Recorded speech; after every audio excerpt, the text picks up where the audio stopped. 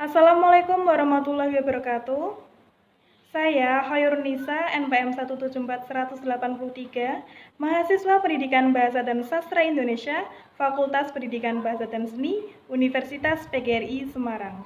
Saat ini, saya sedang melaksanakan praktik pembelajaran micro teaching untuk mata kuliah magang 3 yang diampu oleh Ibu Ngatmini. Sebelumnya, karena adanya pandemi COVID-19, semua kegiatan mengenai pembelajaran dilakukan secara daring, termasuk pembelajaran yang akan saya lakukan di kelas 11-2 Bahasa Indonesia SMA Negeri 3 Demak. Saya menggunakan aplikasi WhatsApp dan Google Classroom. Pertama, saya menggunakan aplikasi WhatsApp dengan membuat grup terlebih dahulu dan memastikan seluruh peserta didik sudah bergabung ke grup WhatsApp. Dengan saya membuat grup WhatsApp ini berguna untuk mengkondisikan serta memberi informasi kepada seluruh peserta didik bahwa pembelajaran bahasa Indonesia dilakukan melalui Google Classroom. Jadi, penggunaan grup WhatsApp hanya sebagai penghantar dan sebagai persiapan peserta didik sebelum pembelajaran di Google Classroom dimulai. Jika semua peserta didik dirasa sudah siap untuk mengikuti pembelajaran, maka saya selaku pendidik sudah bisa memulai pembelajarannya di Google Classroom. Berikut pembelajaran secara daring menggunakan aplikasi WhatsApp Group dan Google Classroom yang saya lakukan. Pembelajaran secara daring Bahasa Indonesia kelas 11 2 SMA Negeri 3 Demak. Menggunakan aplikasi WhatsApp dengan fitur grup WhatsApp dan juga Google Classroom. Sebelumnya, guru telah membuat grup WhatsApp dengan anggota seluruh peserta didik yang diampu mata pelajarannya.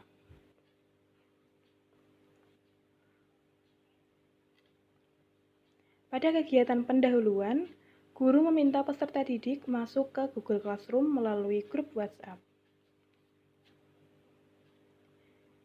Pada bagian ini, guru menyampaikan bahwa pembelajaran akan dilaksanakan melalui Google Classroom.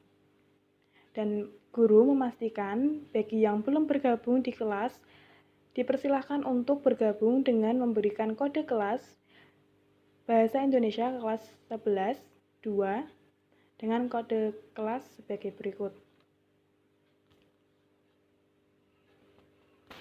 Selanjutnya, masuk ke dalam Google Classroom.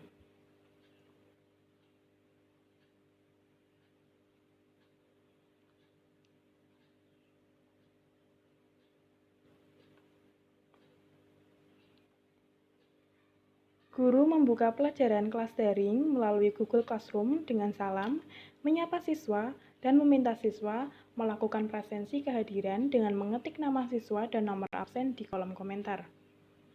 Pada bagian ini, peserta didik menjawab salam yang disampaikan oleh guru melalui Google Classroom dan mengetik daftar hadir kolom di komentar. Respon dari peserta didik. Selanjutnya, guru menjelaskan bagaimana langkah-langkah pembelajaran kelas daring dengan menggunakan Google Classroom. Pada bagian ini,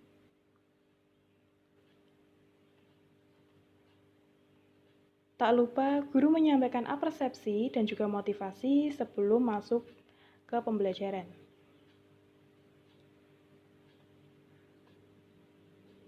Pada bagian ini, baik, kita mulai ya. Sebelum kita masuk ke pembelajaran, Ibu ingin bertanya kepada kalian. Di sini ada yang suka membuat olahan, makanan, atau membuat kerajinan? Dan direspon oleh peserta didik.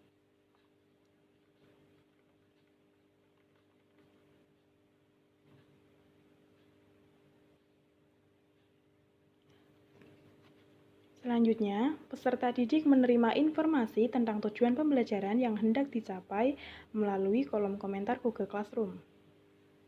Pada bagian ini, guru menyampaikan tujuan pembelajaran.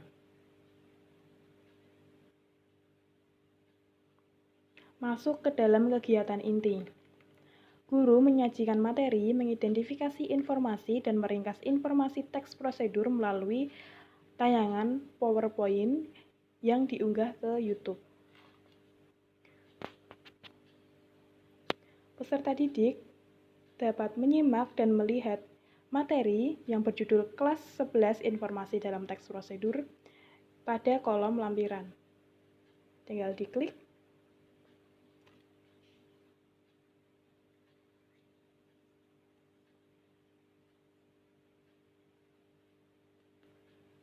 Dan menyimak.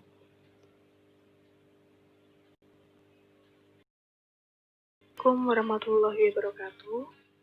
Bertemu lagi bersama saya, Khairunisa. Terima kasih sebelumnya kalian sudah mau menyimak materi yang Ibu berikan. Pada hari ini, materi pembelajarannya adalah informasi dalam teks prosedur.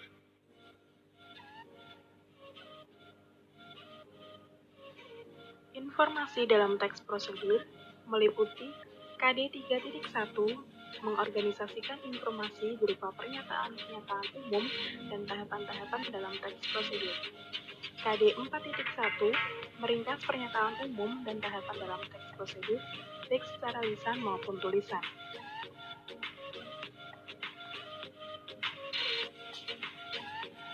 Selanjutnya, tujuan pembelajaran. Setelah mempelajari materi ini, peserta didik diharapkan mampu mengorganisasikan informasi berupa pernyataan-pernyataan umum dan tahapan-tahapan dalam teks prosedur. Selain itu, peserta didik juga dapat meringkas pernyataan umum dan tahapan dalam teks prosedur, baik secara lisan maupun tulisan.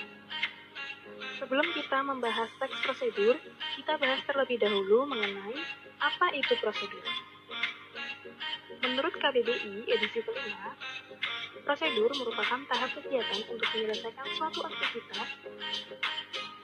Selain itu, menurut KBBI, prosedur merupakan metode langkah demi langkah secara pasti dalam memecahkan suatu masalah. Kesimpulannya, teks prosedur dapat diartikan sebagai teks yang berisi suatu tahap atau kegiatan untuk menyelesaikan suatu aktivitas maupun memecahkan masalah.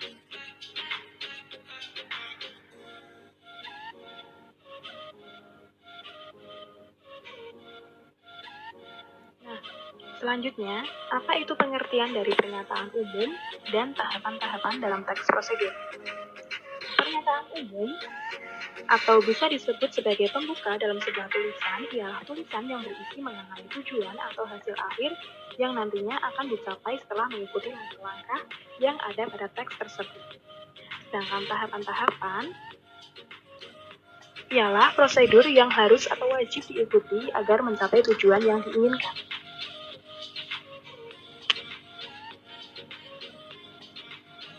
Tujuan dari teks prosedur yaitu membantu seseorang dalam melakukan suatu kegiatan dengan cara yang lebih mudah dan mungkin saja lebih ringkas dari yang dipikirkan.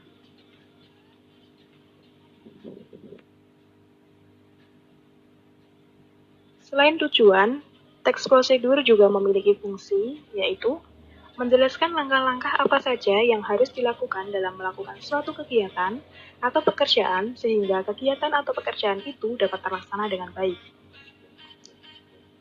Jika kita tidak mengikuti prosedur tersebut, maka tujuan yang diharapkan tidak akan tercapai dengan baik atau lancar.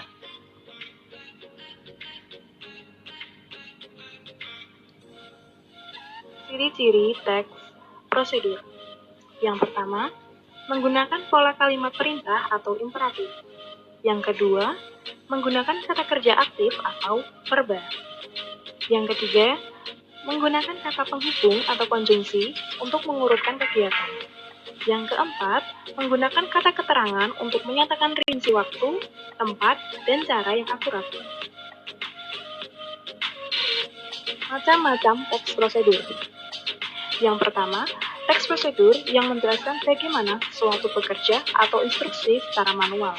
Contohnya, pada judul, cara kerja mesin jahit, resep bolu ekonomis, tutorial hijab segi 4. Macam yang kedua, teks prosedur yang menginformasikan aktivitas tertentu dengan peraturannya. Contoh judulnya, tata tertib di sekolah. Macam teks yang ketiga, teks prosedur yang berhubungan dengan sifat atau kebiasaan manusia. Contoh judulnya, tata cara bertamu. Kita masuk ke dalam contoh teks prosedur.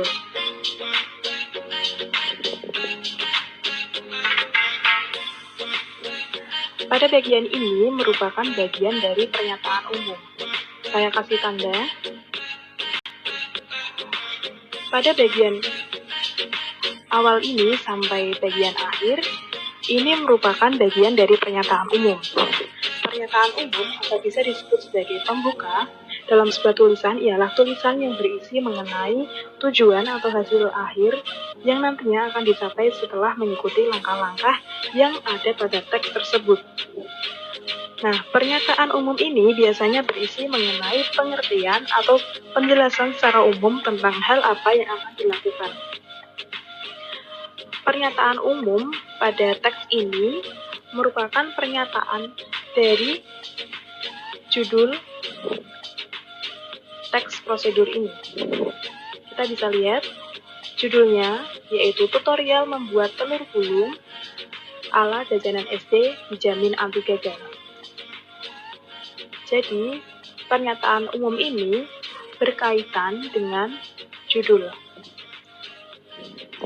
Selanjutnya,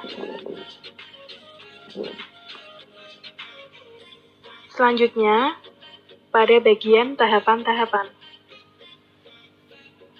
Berbeda dengan pernyataan umum, tahapan-tahapan adalah prosedur yang harus atau wajib diikuti agar mencapai tujuan yang diinginkan.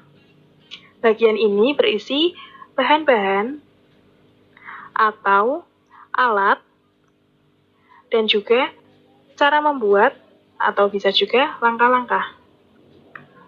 Bagian ini sampai ini merupakan bagian dari tahapan-tahapan.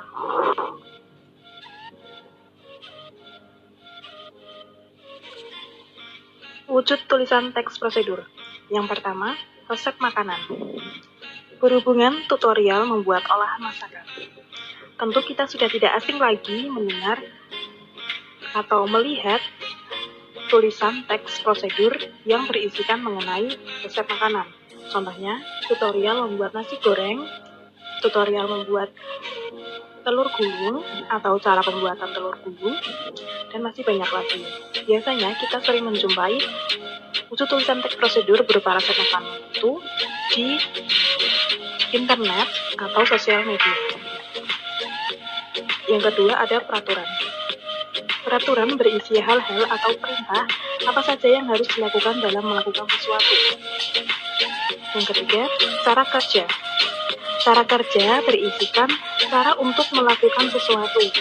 Contohnya, cara kerja menghidupkan laptop, cara kerja mematikan laptop, dan banyak sekali contoh yang merupakan wujud tulisan teks prosedur cara kerja. Selanjutnya ada rutinitas. Rutinitas ini biasanya berhubungan dengan kegiatan kita sehari-hari. Misalnya, rutinitas saat pagi, kita biasanya sering melakukan olahraga. Nah, pada wujud tulisan teks prosedur ini, biasanya rutinitas dihubung-hubungkan dengan kegiatan manusia. Assalamualaikum warahmatullahi wabarakatuh. Tetap jaga kesehatan dan jangan lupa untuk selalu mentaati protokol kesehatan ya.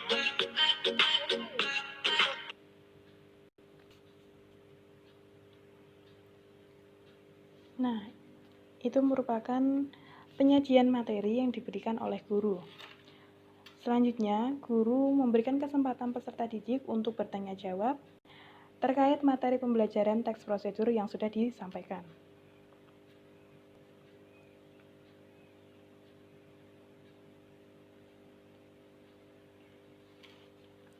Peserta didik merespon dengan mengajukan pertanyaan.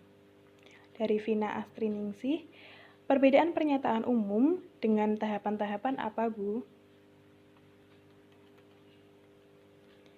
Guru memberi respon. Perbedaannya yaitu pernyataan umum atau bisa disebut sebagai pembuka dalam sebuah tulisan ialah tulisan yang berisi mengenai tujuan atau hasil akhir yang nantinya akan dicapai setelah mengikuti langkah-langkah yang ada pada teks tersebut. Sedangkan tahapan-tahapan ialah prosedur yang harus atau wajib diikuti agar mencapai tujuan yang diinginkan. Jika dirasa semuanya sudah memahami, guru meminta siswa untuk membaca contoh teks prosedur yang berjudul Cara Membuat Hand Sanitizer dari Lidah Buaya melalui link Blogger.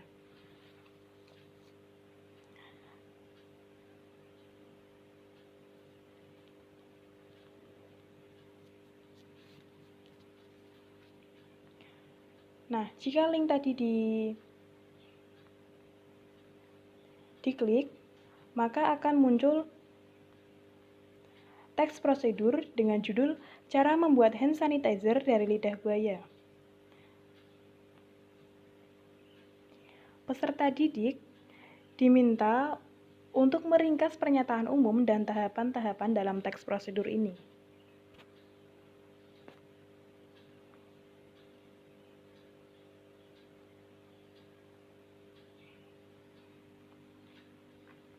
Peserta didik menyajikan hasil ringkasan melalui kolom komentar di Google Classroom.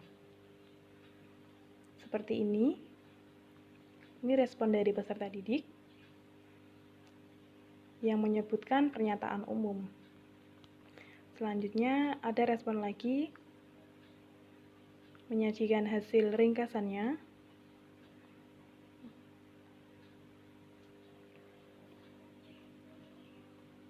Selanjutnya pada kegiatan penutup, guru mengulas dan memberikan catatan perbaikan terhadap hasil ringkasan peserta didik.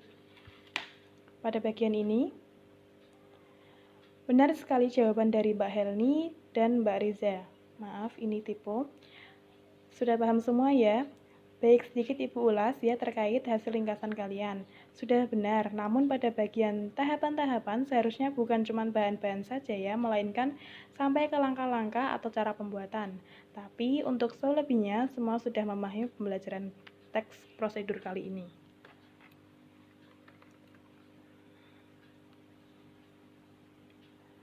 Selanjutnya, pada bagian kegiatan penutup, guru memberikan soal evaluasi atau penugasan kepada peserta didik. Seperti pada bagian ini. Untuk pertemuan selanjutnya, silakan mengerjakan tugas yang bacaan dan soalnya Ibu tuliskan di slide terakhir materi tadi. Silakan dibuka kembali materi pada lampiran di atas. Tugas boleh diketik Microsoft Word dengan format file nama siswa, nomor absen kelas. Batas pengumpulan akhir minggu ini. Silakan untuk mengumpulkan di Google Classroom. Dengan penugasan ini, diharapkan peserta didik dapat membuka kembali materi yang sudah diberikan oleh guru. Karena bacaan dan soal sengaja diberikan pada PPT materi agar PPT tersebut atau tayangan video tersebut tidak dilupakan oleh peserta didik. Di akhir kegiatan penutup pembelajaran, guru informasikan terkait pembelajaran berikutnya pada bagian ini. Sekian dulu pembelajaran hari ini, kita bertemu lagi minggu depan untuk membahas tugas kalian. Tetap jaga kesehatan dan selalu mentaati peraturan protokol kesehatan. Akhir kata, wassalamualaikum warahmatullahi wabarakatuh. Nah, itulah praktik pembelajaran micro teaching yang saya lakukan menggunakan aplikasi WhatsApp Group dan juga Google Classroom. Sekian praktik pembelajaran micro teaching yang saya lakukan. Kurang lebihnya mohon maaf. Wassalamualaikum warahmatullahi wabarakatuh.